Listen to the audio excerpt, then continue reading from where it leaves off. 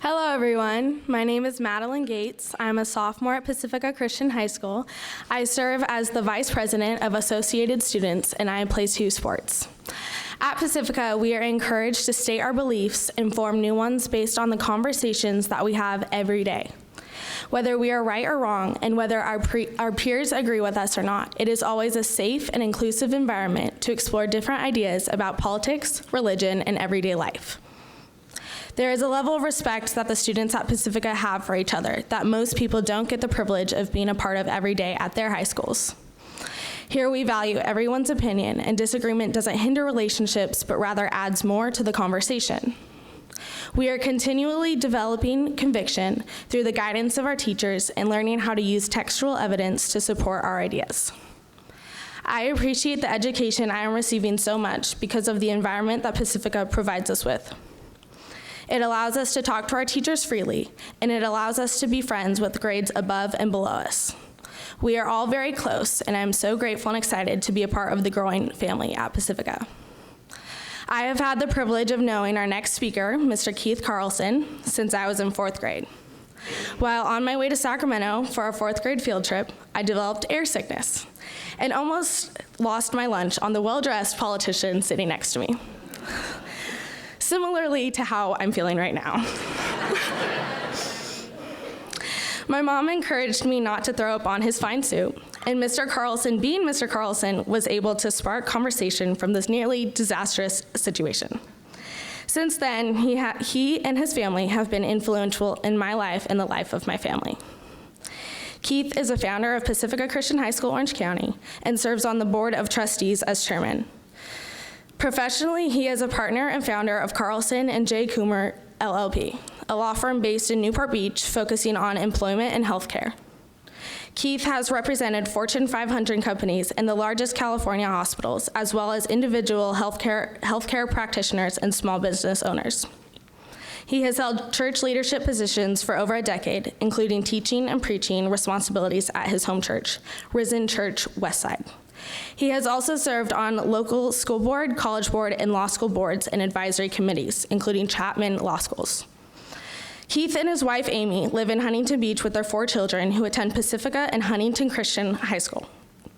He was the California Republican Party's treasurer and oversaw party finances for 3 gubernatorial and 2 presidential elections. He has worked on 5 presidential elections and 4 gubernatorial campaigns. Both he and his wife attended UCLA, where he graduated with honors in history and political science, focusing on U.S. foreign policy in World War II. Keith graduated from UCLA School of Law, while Amy got her master's in education and taught in both local public schools and at Mariners Christian School.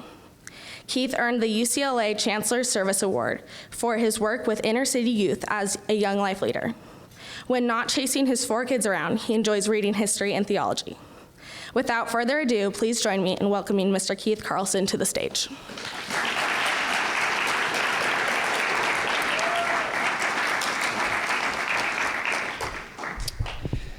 Well, thank you, Maddie. Let me start by saying that really of all the introductions I've received, Maddie's was by far the most recent.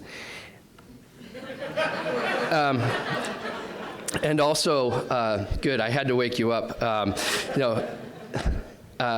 Most poignant too, as Maddie noted, our first introduction did tie into some foreign policy like situations, not least of which was the first President Bush's trip to Japan. If you recall what that situation was like, there was a certain upset stomach that made the news. One that, while Maddie says she's feeling it right now, I trust the rest of you will join her as you hear my talk. But from the midst of these upset stomachs and difficult beginnings, we often have new and deep, in fact, deeper when they start in funny or awkward situations, new and deep friendships that we each enter into, and I trust and pray that the same is true for all of you here this morning in the relationships you can establish with one another and also with Pacifica Christian. I want to thank the 2 prior speakers, 2 gentlemen that have actually shaped the vast majority of my thinking on foreign policy affairs, Dr. Inboden and Brian Kennedy. Thank you both so much for teaching me so much of what you know and for being willing to share that with our community here. Before I begin in earnest, then, I want to point out a headline I saw this week from none other than the New York Times. I saw that headline there in the opinion pages of the New York Times this week, and I thought, that is incredibly timely, isn't it? That even the New York Times sees morality and our foreign policy as somehow linked. The next day, I think it was, I bumped into an opinion piece in the Wall Street Journal by Eric Metaxas. Many of you may have heard him speak here in the county or read some of his books. And he was writing in the Wall Street Journal about a moral question that Christians face in voting for their secular leaders, in specifically to this election. And he likened some of the morally dubious decisions that William Wilberforce and Dietrich Bonhoeffer had to face when they, in their time, had to confront the immorality of slavery in Wilberforce's case and Nazism in Bonhoeffer's case. They had to make some tough choices. So I think the tension that we face in trying to bring divine morality into the mix of earthly government is very real for us all today, particularly those of voting age as we approach an election, but also for our younger people as they prepare their thinking on how they will engage their society. So to that backdrop that's been in the news of late, I'd also like to add that we're gathered as a community, and you might think by a mere high school to talk about these issues. What am I doing here so early in the morning, having these sorts of discussions from a high school? And I'd like to point out that the education of the young is maybe the most critical thing a society can do for its country. And as a result, I'm going to try, particularly for our teachers and students in the audience, to weave together aspects of what we do at Pacifica and these issues that arise in foreign policy and moral decisions.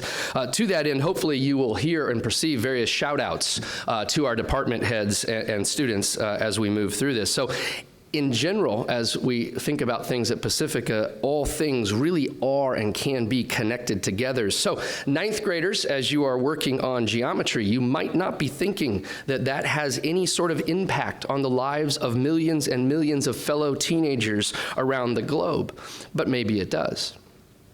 Our mission as a school, as you know and have heard, is to teach students to think and to live well.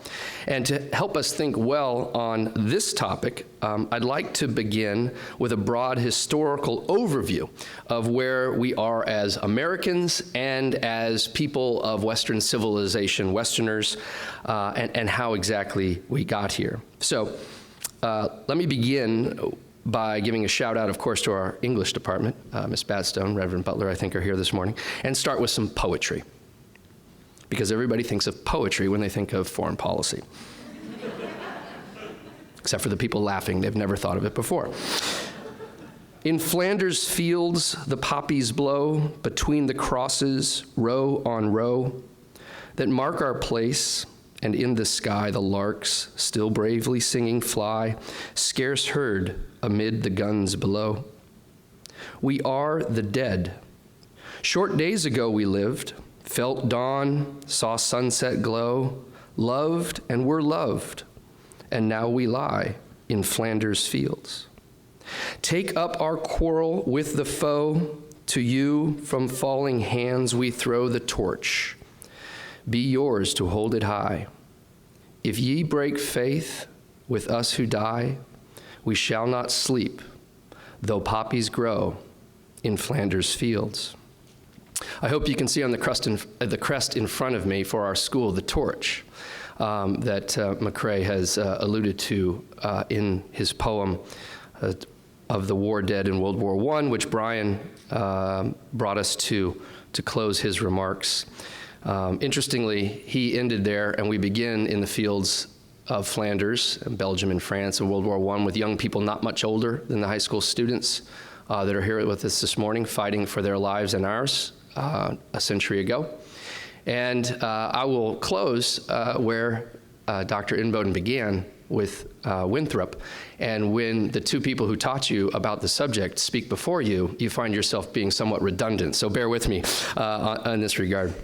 So we need to remember in thinking about Flanders Field and World War I and the carnage that when we are looking at foreign policy and when it goes wrong, people can die. When it goes right, hopefully people thrive. The stakes are quite high in either direction. So I'd like to review a little bit of our history. Shout out to the Humanities Department, Mr. Stratton. There were, in fact, 17 million deaths in World War I. America, which barely even got into the war to end all wars, saw 117,000 of its young people casualties in just about a year's worth of fighting. The British lost over 1 million young people. If you tour around their country, you'll see monuments all over every college with all the graduates that had perished in the fighting of World War I. France lost 1.25 million. Italy, 1 million dead. 9% of Romania's entire population died. A full 25%, a quarter of all Serbians were killed. Russia suffered over 3 million deaths. 10 million deaths on the Allied side in a handful of years. And now, for those we had fought against, Austria, Hungary, 2 million dead, Germany, 2.5 million dead, and the Ottoman Empire, 3 million dead. Worldwide, some 17 million people died in that war. And the fact that World War I has the number 1 in its title is ominous. It was merely the opening shot of a much larger conflict, which was World War II. That war flowed directly from the failed policies of European and arguably some American powers. The policies failed, and we were back in war within a generation. Seeing the carnage of World War I, there was in turn this soul-searching, a fear of right, a fear of might, and a fear of fight. There was a mood globally, at least in the West, of withdrawal and pacifism that began to creep over our peoples. But that mood didn't stop the next war from coming necessarily. World War II then saw some 80 million people perish, and atomic energy was unleashed on human beings as a weapon, forever changing both war and diplomacy. So here's why this topic this morning matters. The statistics can overwhelm, but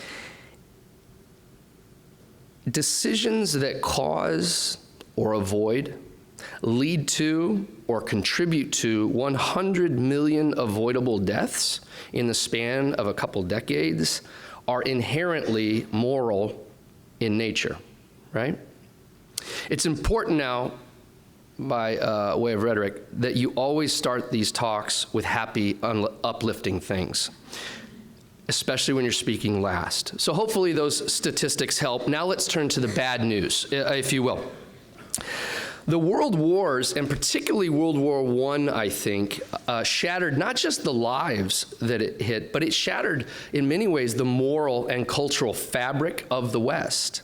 As Americans, we know most of those deaths were suffered by Europeans in Europe. You know, it can seem pretty far away now, both geographically and chronologically. That was a long time ago. But we still remain as cultural heirs of Europe. And this shattered worldview is one in which we now live. Following World War I, kingdoms and kings and ways of life that had existed for centuries before simply disappeared. Everything that had been was no longer. There was no Kaiser in Germany. There was no Tsar in Russia. There was no emperor in Austria-Hungary. No Tsar in Bulgaria. In fact, there were whole nations that disappeared at this time. And what ended up happening is we traded a war-mongering Kaiser for the greatest psychopath in human history. The West traded Tsar Nicholas for Joseph Stalin and his archipelago of gulags.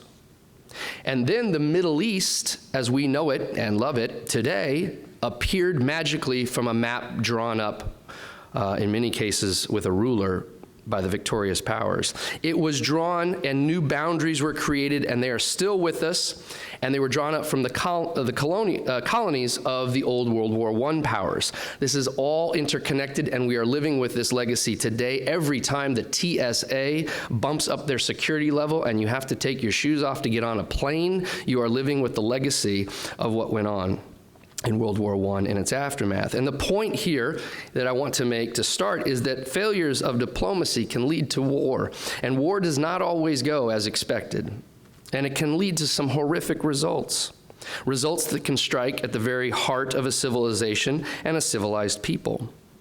These are moral issues. Western civilization, really ever since, has been collectively asking itself throughout the 20th century and into today, if our system, which is, church and education and commerce and liberal democracies, if our system can get 100 million people killed at the drop of a hat, is our system really all that good? If the land of Christians and the church, what we called Christendom of old, can allow this, is religion any good? If Western thought and thinking that we're studying at this school and others, if Western thought can allow this, can that thinking or can any thinking actually be true? If Christendom, if Western civilization, is it really superior to all the other options that are out there? And from this broken confidence, this soul searching of a culture, you hear questions, and we wonder, we don't know, and do we even have the moral authority to go it alone anymore? If we're not better than any other people, and maybe we're worse, shouldn't we subject ourselves to the collective voice of all the nations? Let them tell us what to do? Should we really be about helping other countries that really we just robbed from over the last few hundred years? Should we be worried about our interests and not theirs first? And it's straight into this uncertainty about the West and its morality that America takes its time in history to become a world leader. That's tough stuff. We don't know left from right, up from down, and this is the time our country is asked to take the lead. So we'd mobilized for these wars, and we'd certainly sent people in harm's way, and many sacrificed their lives, but we hadn't been entirely decimated like Europe had, and are now still strong.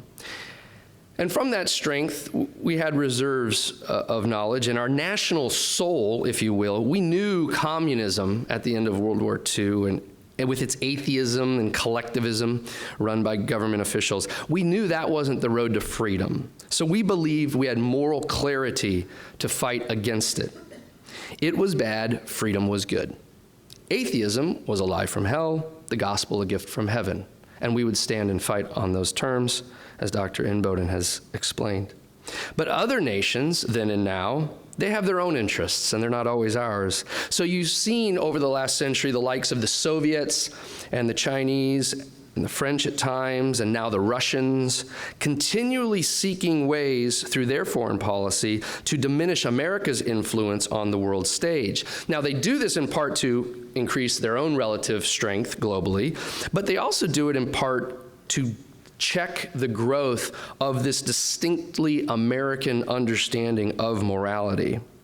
So I think that's where we have to start defining some terms. Let's ask the basic question then, what is morality? We can turn to the dictionary definition, of course. It is proper behavior. It's particularly directed towards others, your behavior towards one another.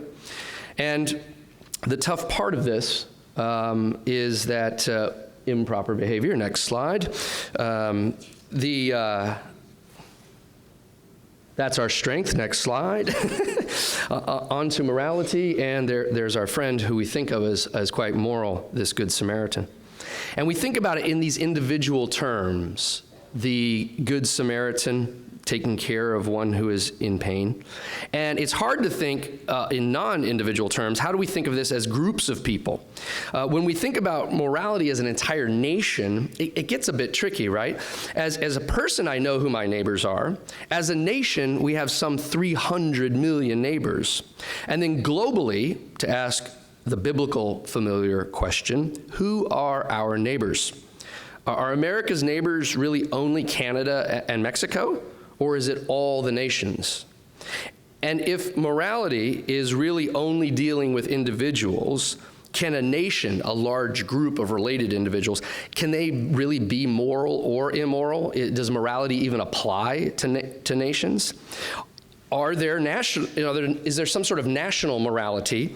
And if so, if there's national morality, is it the exact same as what individual morality looks like? And by the way, where would we find these rules written down? Can we find a list of national moral rules?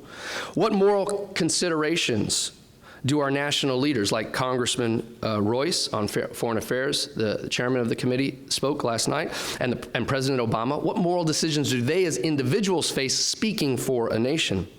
Do these leaders think that they're supposed to legislatively or diplomatically cause the entire country to somehow apply the golden rule to other nations? Meaning America will only do to other countries what it wants done to it. Hello, North Korea. Does that work?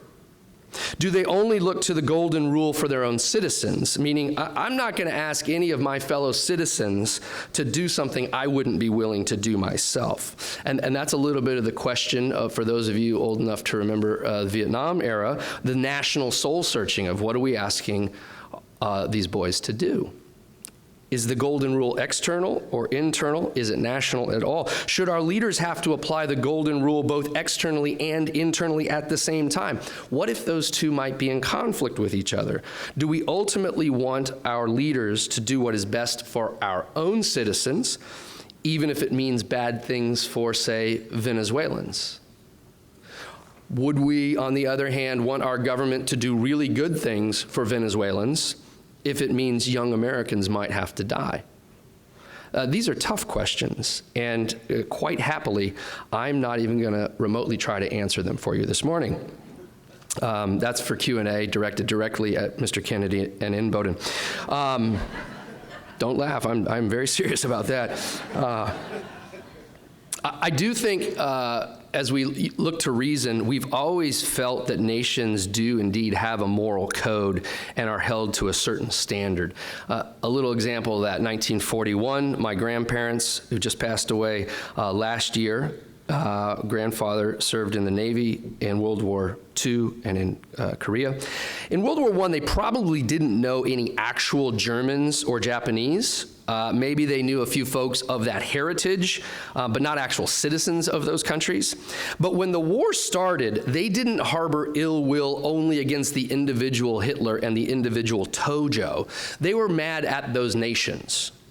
And on 9/11, I don't think I knew any Afghanis, and I certainly wasn't acquainted with any of the Taliban, but I felt the Afghanis had acted immorally toward my people.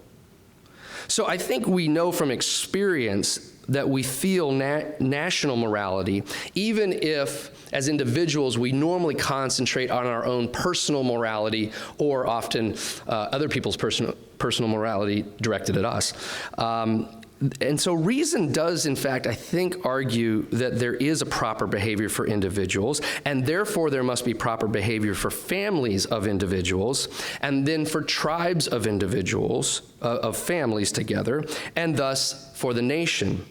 Foreign Language Department shout out coming now. The word nation itself is from the Latin natio, meaning of our birth, of the tribe we were born into. And from that, we get nativity, or Navidad. Shout out Spanish class. Yeah, I can see it, good. Patriot, in fact, and patriotism is from love of the father, pater, or padre, Latin and Spanish classes. I'm now on a roll. Stay with me here, okay?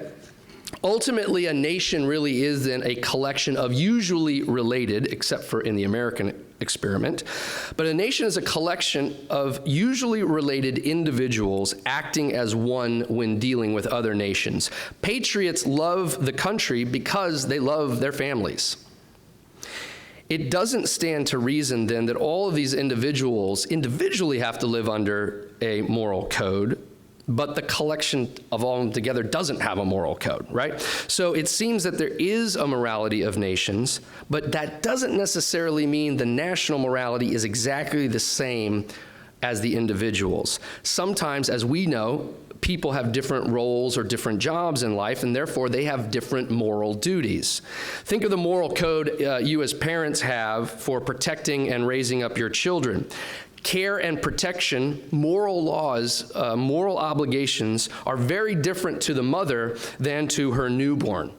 You have a different job to do, your moral obligation is different. So too when we turn to governments. The state has a moral obligation to punish criminals, to keep the peace, but individual vigilantism is wrong. That's immoral. So just then we can see how there are differences in the way we have to think of morality, but we do know it exists for nations simply from reason. Now then, what does Revelation or Scripture have to say about this?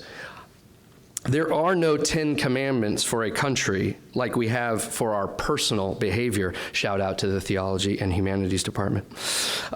We don't get to see, here's the rule for nations' behavior like we do for individual ones. But we do see that the world was divided up at the Tower of Babel into nations and languages. This was God's doing for humanity's protection. And then we turn and we can see in Isaiah 34, nations, not individuals, nations being judged. Come near, you nations, and listen. Pay attention, you people. Let the earth hear and all that is in it, the world and all that comes out of it. The Lord is angry with all nations. His wrath is on all their armies. And then in Jeremiah 25, that is nationally, not individually focused. The tumult will resound to the ends of the earth, for the Lord will bring charges against nations. So I think we can conclude then from both reason and revelation that there is an important aspect of morality beyond the individual that rests upon the nation. So then, if we've got morality all worked out for the morning, well done. Let's move on to what is foreign policy.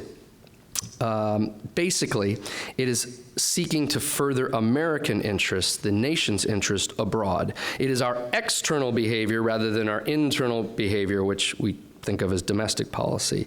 And probably the most important or the biggest aspect of foreign policy is diplomacy.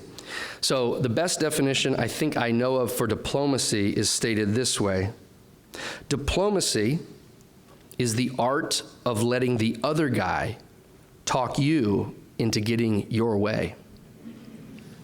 It's a good diplomat that can do that. Diplomacy can be nation to nation, individual relationships, or it can be multinational, right? You can think of our ambassador to France, one person, one country to one country, or you could think of all the countries working together at the United Nations. The individual route, of course, you got a lot of nations out there, so to get a deal done for everybody, that takes a lot of time and effort. However, the relationships are probably a bit deeper when it's done one-to-one, whereas in the multi-nation model, multinational groups, you can cover more ground. Everybody agrees to one thing, and then you got it covering everybody, but it doesn't strike me as quite as solid. So we have a depth versus breadth issue there. And then we can also think about how we might extend influence non-governmentally overseas. And I like to think it's an Olympic year. We think about the impact the Olympics have had on foreign affairs. This is from the opening of the Beijing Olympics in 2008.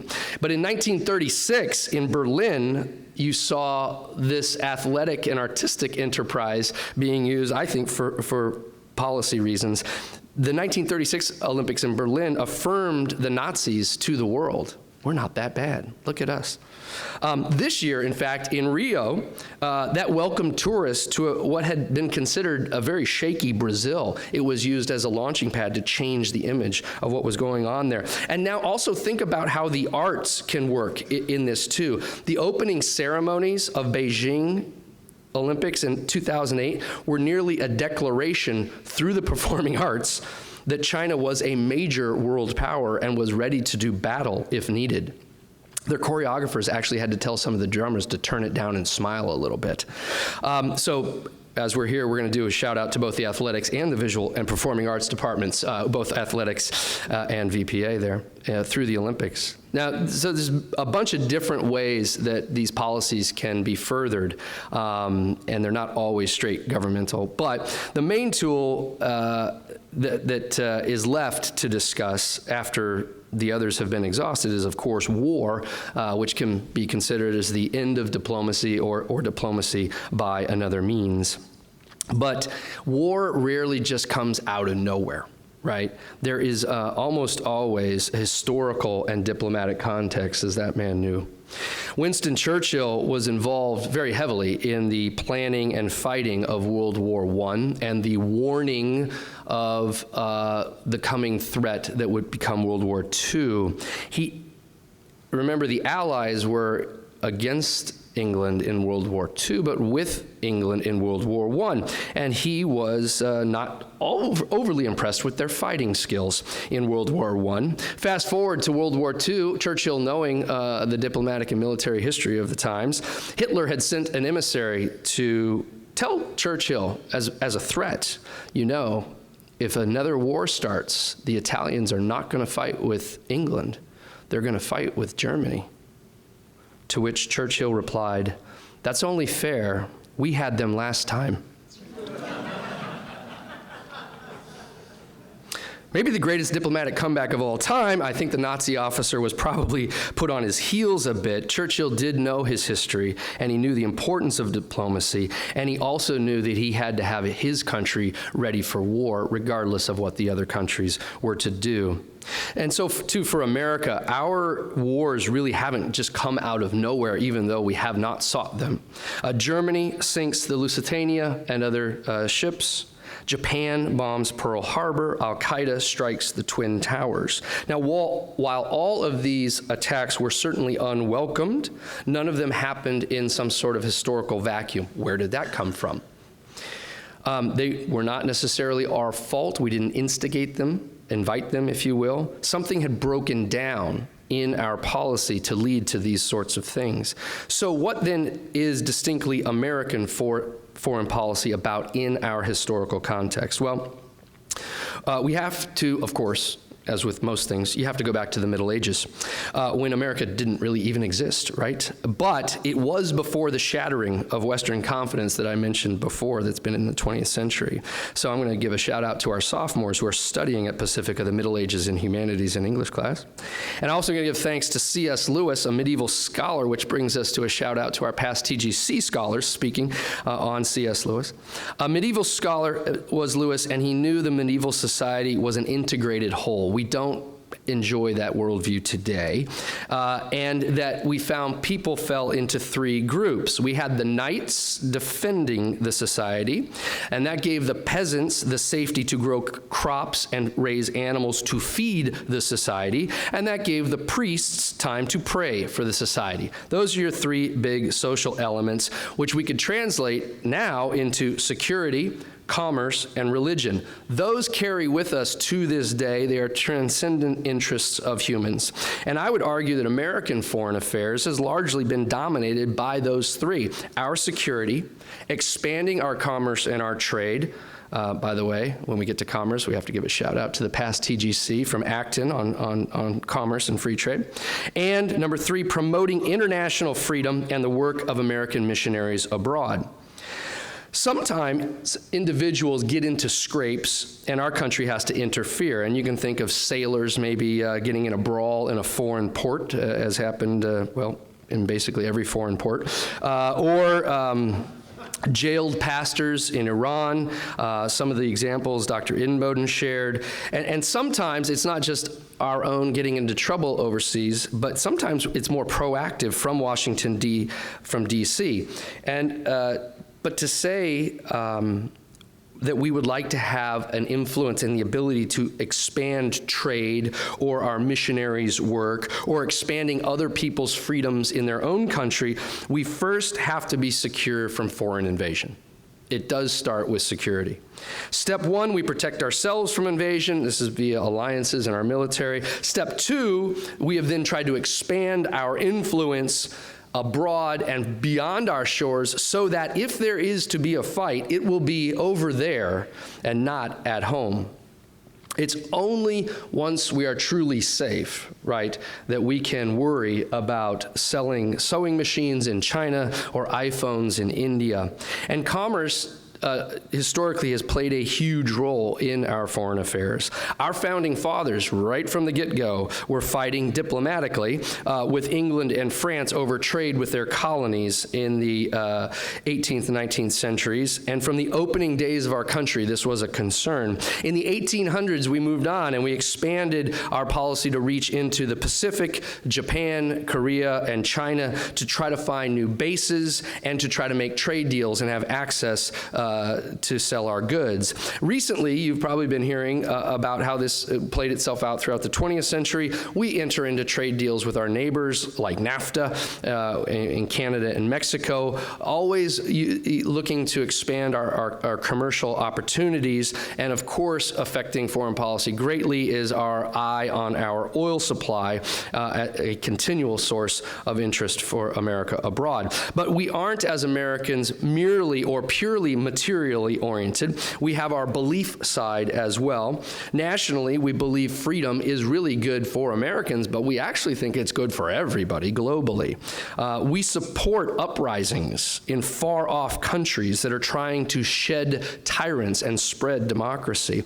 As early as the 1820s, we were supporting far-away Greece in its bid to be free from the yet farther away Ottoman Empire.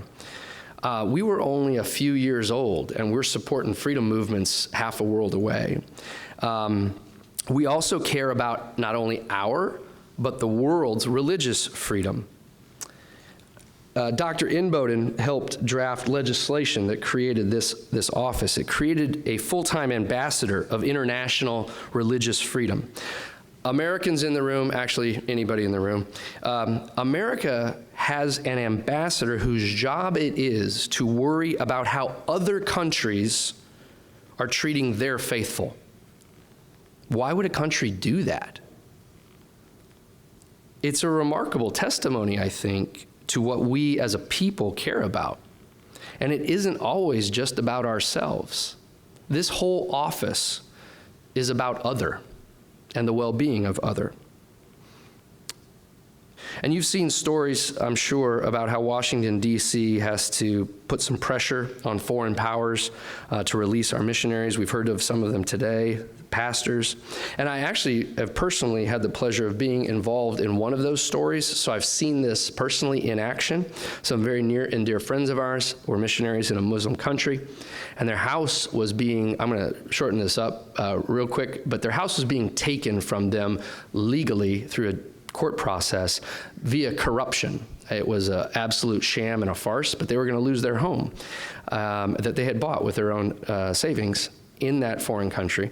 And this was happening because they had been identified as being Christians. And the U.S. government, albeit very quietly, as things have to be done sometimes, came in, had a discussion, and long story short, the missionaries continued to live in that home. The other government made sure the legal system changed course.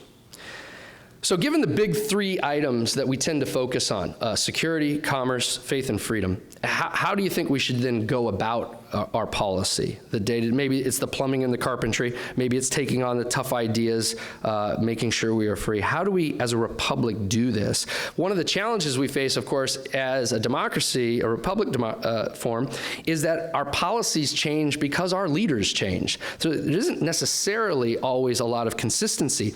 The founders themselves, this goes back to the beginning, the founders themselves would fluctuate election to election from the pro-British, pro-trade Alexander Hamilton, the founding father, not the musical, and his Federalist parties, right?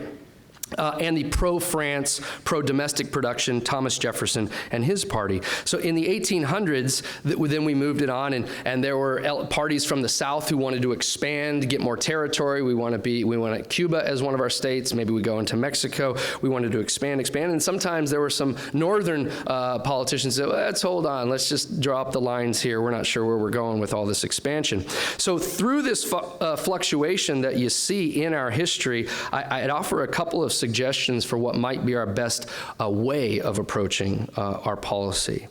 Balance confidence with humility and idealism with practicality. So I want to think about American confidence for a minute. President Monroe is up there.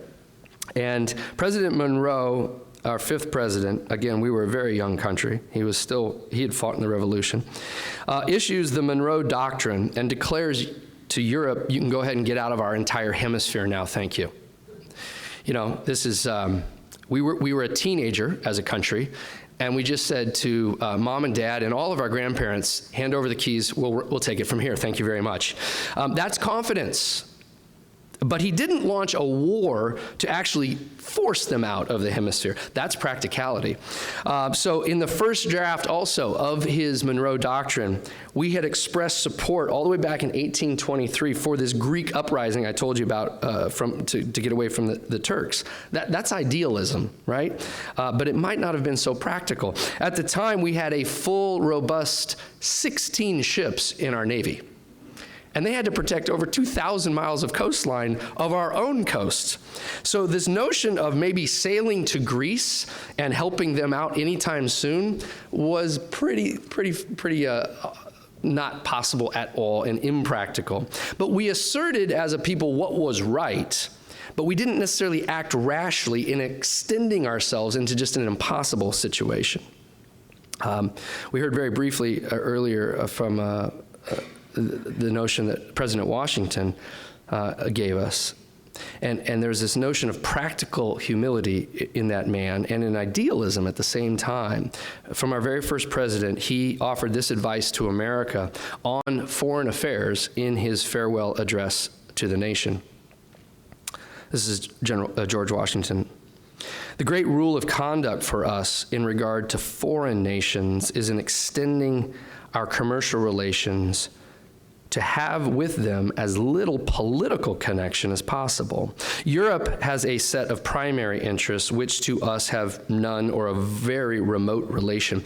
Hence, she must be engaged in frequent controversies, the causes of which are essentially foreign to our concerns.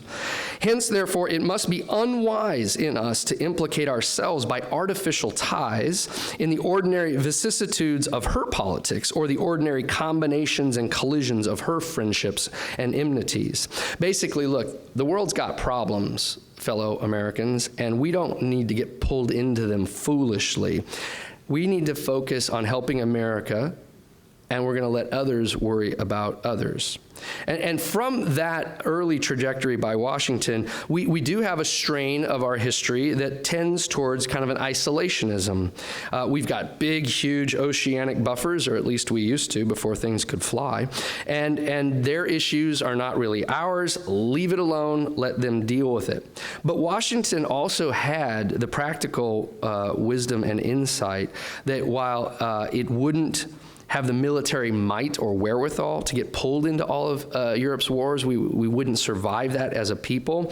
It wasn't that we would fully disengage from European affairs. And sadly, we can't always just stay out. When we try to stay out of the world's affairs, occasionally the world's affairs come and find us. America's typical response, I would say, historically has been, we're not going to mess with you, but once you mess with us, we're going to mess really, really hard. We generally would prefer to stay out of the mess altogether, right? And there's some wisdom there, there's some practicality there, and there's some humility there. But it's not without the confidence of knowing what is right and what is wrong and our ability to defend ourselves if attacked.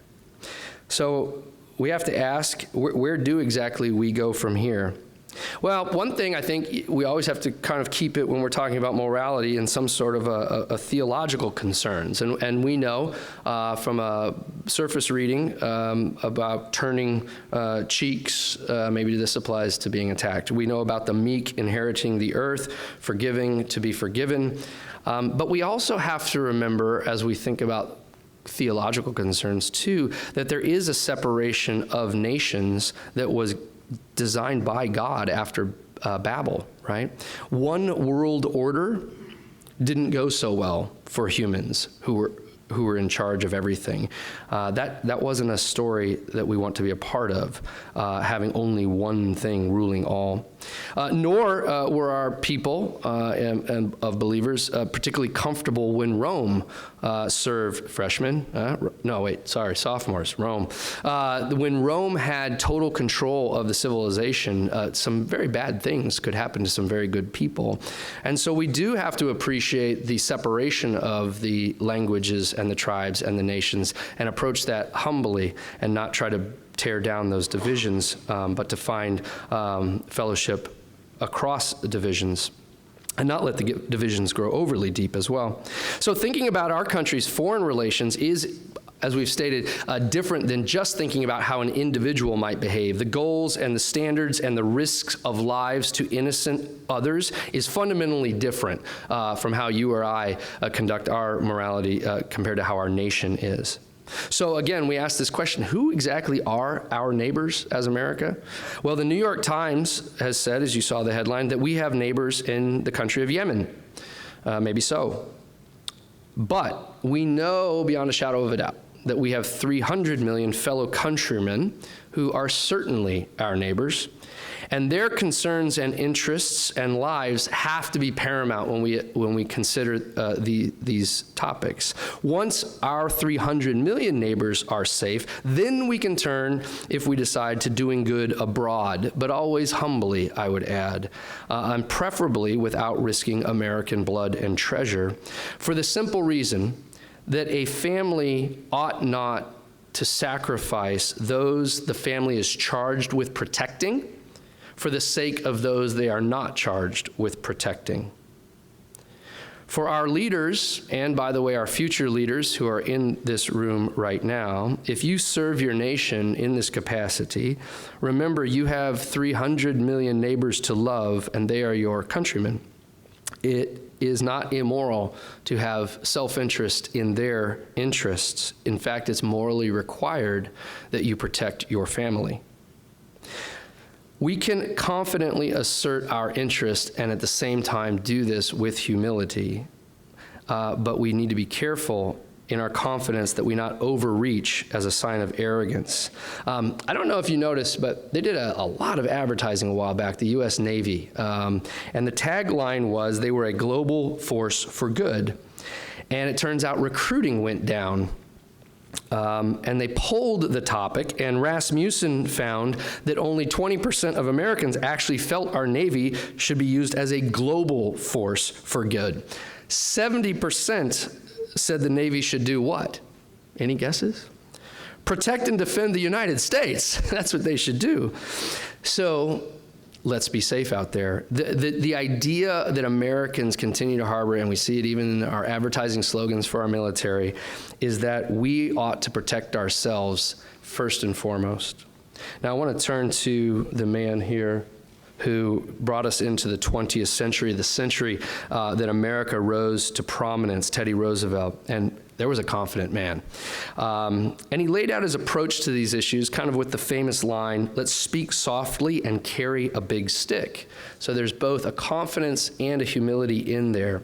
And I think we as Americans have now taken the stage as indeed major powers. Others are going to look to us for global leadership.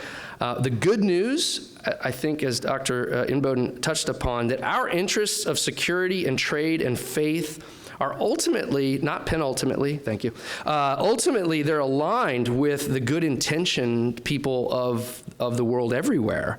We don't seek any harm for others. Normally, we send our forces in to help, even at great cost to our own troops and our own nation.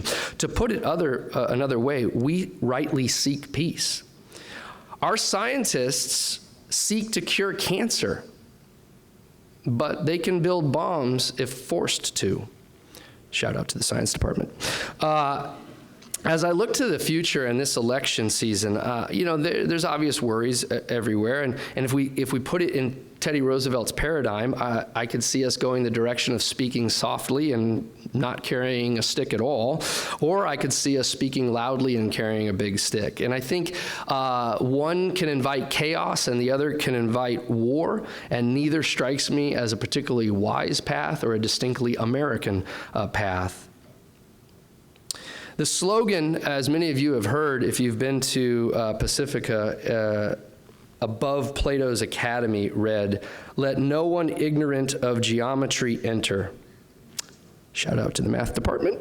Pacifica's Mr. Masters explains why Plato had that there, and why, in fact, we teach students at Pacifica math at all, because it teaches us to think well and to think logically. And as Mr. Masters rightly points out, if we can't determine x on an equation, nobody dies.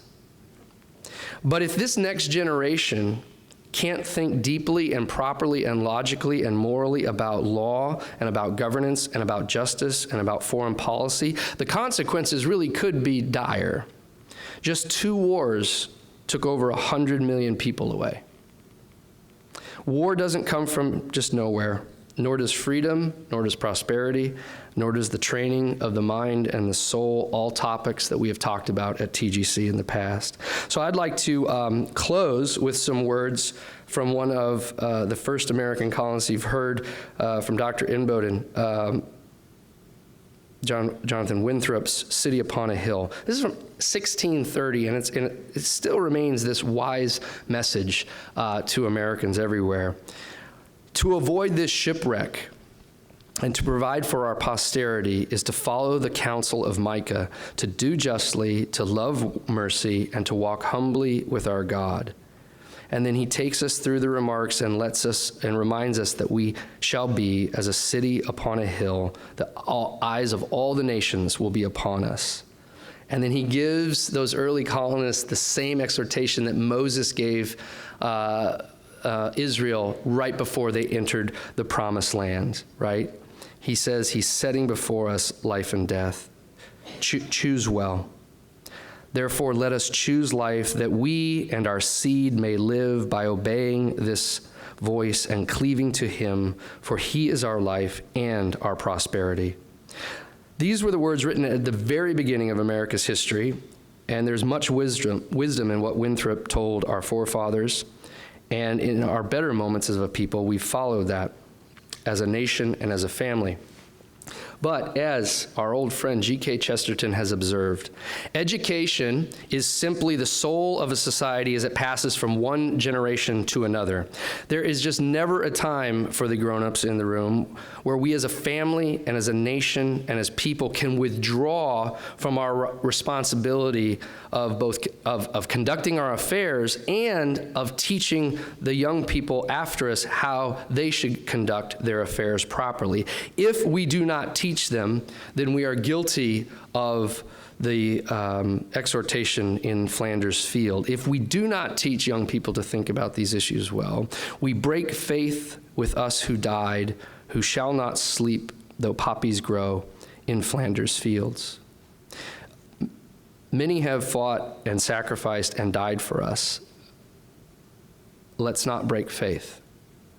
For this reason, I thank you very much for spending time together to hear big ideas, hard ideas, the ideas we've got to get right about our nation's foreign policies, and working to help not just ourselves, but also our young people to think well about difficult things. I very much encourage you to keep the conversation going. Most importantly, I would encourage you to get involved in passing the soul, as Chesterton says, of this great society, the city upon a hill, on to the young people in our midst.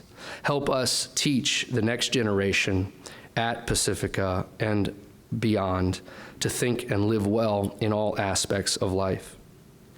Thank you for your time and attention here today. I hope you've been enriched by it. I know I have, and I'm enriched by your fellowship and friendship. God bless, and thank you very much.